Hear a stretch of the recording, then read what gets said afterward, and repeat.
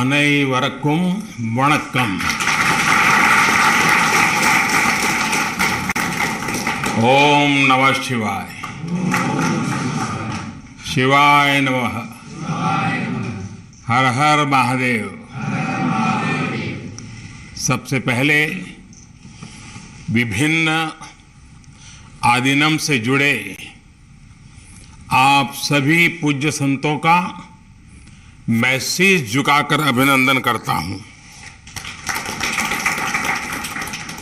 आज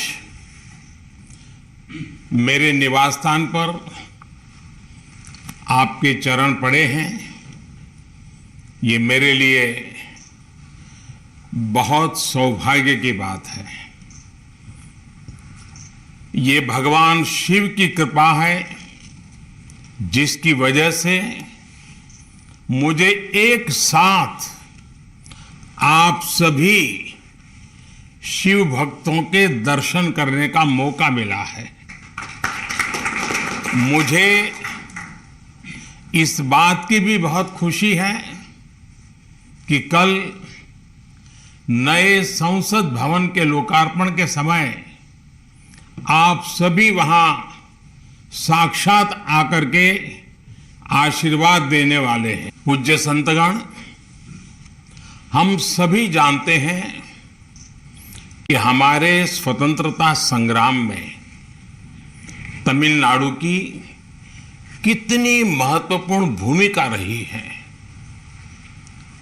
वीर मंगई वेलु नाचियार से लेकर मर्द भाइयों तक, सुब्रमण्यम भारती से लेकर नेताजी सुभाष चंद्र बोस के साथ जुड़ने वाले अनेकों तमिल लोगों तक हर युग में तमिलनाडु भारतीय राष्ट्रवाद का गढ़ रहा है. तमिल लोगों के दिल में हमेशा से मां भारती की सेवा की, भारत के कल्याण की भावना रही है.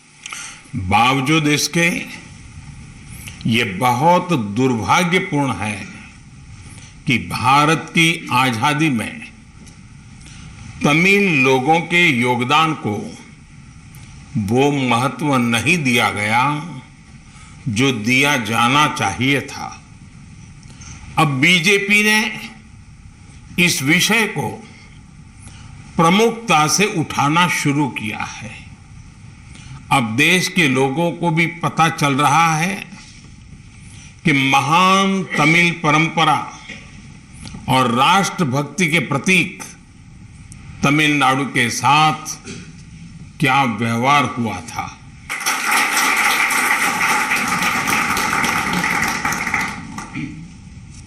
जब आजादी का समय आया तब सत्ता के हस्तांतरण के प्रतीक को लेकर प्रश्न उठा था. इसके लिए हमारे देश में अलग अलग परंपराएं रही हैं, अलग अलग रीति रिवाज भी रहे हैं. लेकिन उस समय राजाजी और आदिनम के मार्गदर्शन में हमें अपनी प्राचीन तमिल संस्कृति से एक पुण्य मार्ग मिला था. ये मार्ग था सेंगोल के माध्यम से सत्ता हस्तांतरण का. तमिल परंपरा में शासन चलाने वाले को सेंगोल दिया जाता था. सेंगोल इस बात का प्रतीक था कि उसे धारण करने वाले व्यक्ति पर देश के कल्याण की जिम्मेदारी है और वो कभी कर्तव्य के मार्ग से विचलित नहीं होगा. सत्ता हस्तांतरण के प्रतीक के तौर पर तब 1947 में 1947 में पवित्र तिरुवावड़ुतुरई आदिनम द्वारा एक विशेष सेंगोल तैयार किया गया था. आज उस दौर की तस्वीरें हमें याद दिला रही हैं कि तमिल संस्कृति और आधुनिक लोकतंत्र के रूप में भारत की नियति के बीच कितना भावुक और आत्मीय संबंध रहा है।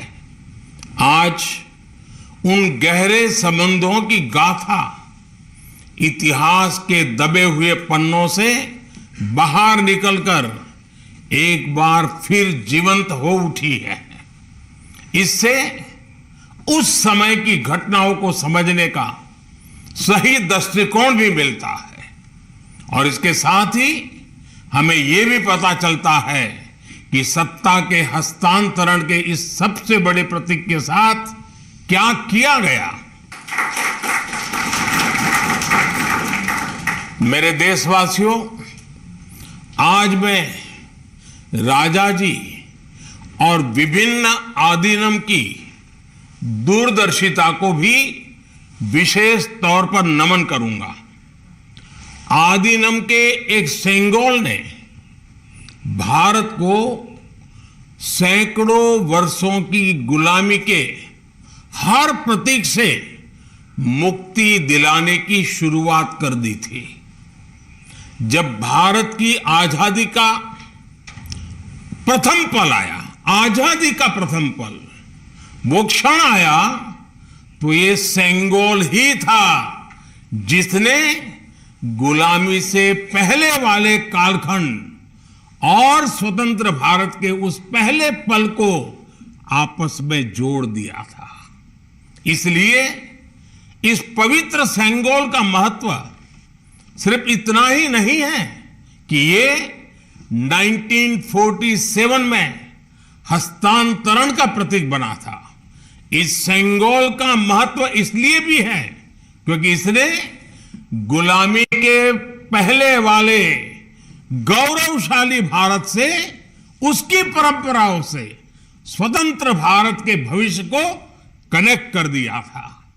अच्छा होता कि आजादी के बाद इस पूज्य सेंगोल को पर्याप्त मान सम्मान दिया जाता, इसे गौरवमय स्थान दिया जाता, लेकिन ये सेंगोल प्रयागराज में आनंद भवन में वॉकिंग स्टिक यानी पैदल चलने पर सहारा देने वाली छड़ी कहकर प्रदर्शनी के लिए रख दिया गया था।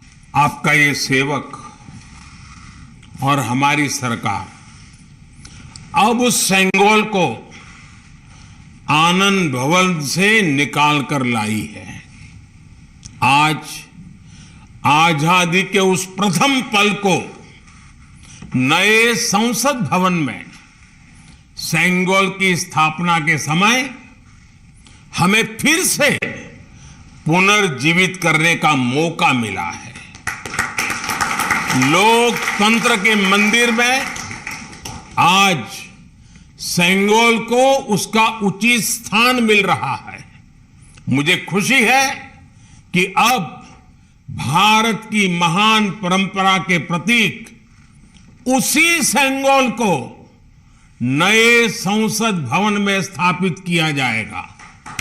ये सेंगोल इस बात की याद दिलाता रहेगा कि हमें कर्तव्य पथ पर चलना है, जनता जनार्दन के प्रति जवाबदेह बने रहना है।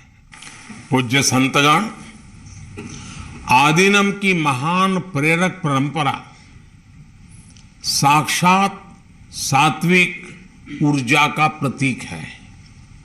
आप सभी संत शैव परंपरा के अनुयायी हैं। आपके दर्शन में जो एक भारत श्रेष्ठ भारत की भावना है, वो स्वयं भारत की एकता और अखंडता का प्रतिबिंब है। आपके कई आदीनम के नामों में ही इसकी झलक मिल जाती है। आपके कुछ आदीनम के नाम में कैलाश का उल्लेख है। ये पवित्र पर्वत तमिलनाडु से बहुत दूर हिमालय में है, फिर भी ये आपके हृदय के करीब है। शैव सिद्धांत के प्रसिद्ध संतों में से एक तिरुमूलर के बारे में कहा जाता है कि वो कैलाश पर्वत से शिव भक्ति का प्रसार करने के लिए तमिलनाडु आए थे। आज भी उनकी रचना तिरुमंदिरम के श्लोकों का पाठ भगवान शिव की स्मृति में किया जाता है। अपर, समंदर, सुंदरर और माणिका वासगर जैसे कई महान संतों ने उज्जैन, केदारनाथ और गौरीकुंड का उल्लेख किया है। जनता जनार्दन के आशीर्वाद से आज मैं महादेव की नगरी काशी का सांसद हूं, तो आपको काशी की भी बात बताऊंगा। धर्मपुरम आदीनम के स्वामी कुमार गुरुपरा तमिलनाडु से काशी गए थे। उन्होंने बनारस के केदार घाट पर केदारेश्वर मंदिर की स्थापना की थी। तमिलनाडु के तिरुपन्नदारु में काशी मठ का नाम भी काशी पर रखा गया। इस मठ के बारे में एक दिलचस्प जानकारी भी मुझे पता चली है। कहा जाता है कि तिरुपन्नदारु का काशी मठ तीर्थ यात्रियों को बैंकिंग सेवाएं उपलब्ध कराता था। कोई तीर्थ यात्री तमिलनाडु के काशी मठ में पैसे जमा करने के बाद काशी में प्रमाण पत्र दिखाकर वो पैसे निकाल सकता था। इस तरह शैव सिद्धांत के अनुयायियों ने सिर्फ शिव भक्ति का प्रसार ही नहीं किया, बल्कि हमें एक दूसरे के करीब लाने का कार्य भी किया। पूज्य संतगण, सैकड़ों वर्षों की गुलामी के बाद भी तमिलनाडु की संस्कृति आज भी जीवंत और समृद्ध है, तो इसमें आदीनम जैसी महान और दिव्य परंपरा की भी बड़ी भूमिका है। इस परंपरा को जीवित रखने का दायित्व संत जनों ने तो निभाया ही है, साथ ही इसका श्रेय पीड़ित, शोषित, वंचित सभी को जाता है कि उन्होंने इसकी रक्षा की, उसे आगे बढ़ाया। राष्ट्र के लिए योगदान के मामले में आपकी सभी संस्थाओं का इतिहास बहुत गौरवशाली रहा है। अब उस अतीत को आगे बढ़ाने, उससे प्रेरित होने और आने वाली पीढ़ियों के लिए काम करने का समय है। पूज्य संतगण, देश ने अगले 25 वर्षों के लिए कुछ लक्ष्य तय किए हैं। हमारा लक्ष्य है कि आजादी के 100 साल पूरे होने तक एक मजबूत, आत्मनिर्भर और समावेशी विकसित भारत का निर्माण हो। 1947 में 1947 में आपकी महत्वपूर्ण भूमिका से कोटि कोटि देशवासी पुनः परिचित हुए हैं। आज जब देश 2047 के बड़े लक्ष्यों को लेकर आगे बढ़ रहा है, तब आपकी भूमिका और महत्वपूर्ण हो गई है। आपकी संस्थाओं ने हमेशा सेवा के मूल्यों को साकार किया है। आपने लोगों को एक दूसरे से जोड़ने का, उनमें समानता का भाव पैदा करने का बड़ा उदाहरण पेश किया है। भारत जितना एकजुट होगा उतना ही मजबूत होगा। इसलिए हमारी प्रगति के रास्ते में रुकावटें पैदा करने वाले तरह तरह की चुनौतियां खड़ी करेंगे। जिन्हें भारत की उन्नति खटकती है, वो सबसे पहले हमारी एकता को ही तोड़ने की कोशिश करेंगे।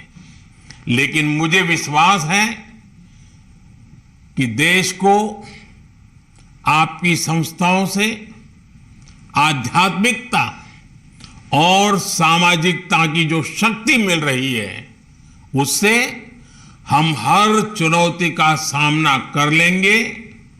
मैं फिर एक बार, आप मेरे यहां पधारे, आप सबने आशीर्वाद दिए, ये मेरा सौभाग्य है। मैं फिर एक बार आप सबका हृदय से आभार व्यक्त करता हूं, आप सबको प्रणाम करता हूं। नए संसद भवन के लोकार्पण के अवसर पर आप सब यहां आए और हमें आशीर्वाद दिया, इससे बड़ा सौभाग्य कोई हो नहीं सकता है। और इसलिए मैं जितना धन्यवाद करूं उतना कम है। फिर एक बार आप सबको प्रणाम करता हूं। ओम नमः शिवाय। वणक्कम।